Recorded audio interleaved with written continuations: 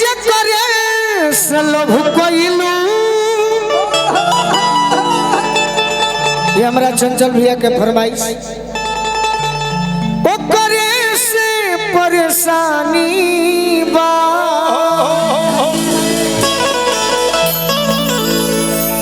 ए सनमी करम तारो लागे खानदानी बा ए सनमी करम तारो लागे खानदानी बा। बाकी खानदानी नहीं खे कि नाची अब तोहरा बिना आज बुझाइले बा कि सच सच के बात हर रोम गन गनाइल बा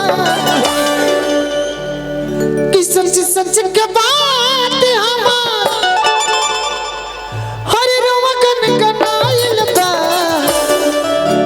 कि नाच अब तोहरा बिना आज बुझाइल नाच अब तोहरा बिना आज बुझाइल ना जी अब तहरा बिना आजे बुझाइल बा।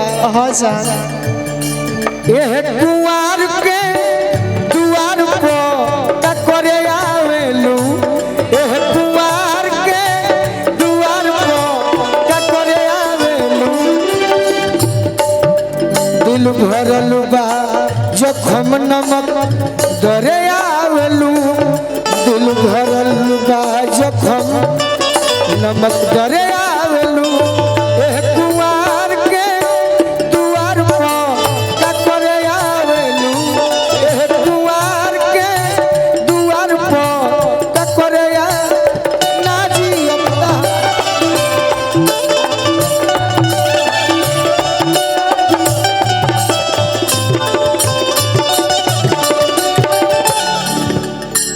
संगे जे मार के कोई राह क्रिया आज काहे छोड़ दिहला हमरो फिक्रिया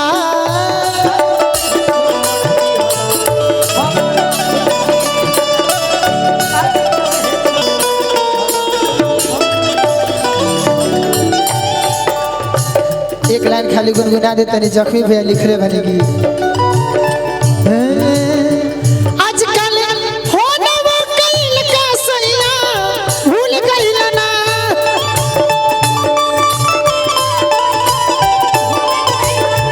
आजकल फोनवा कइल का सैया छोड़ दिहल ना त दिलवा कवन सवतिनिया संग जोड़ दिहल ना दिलवा कवन सवतिनिया संग जोड़ दिहल ना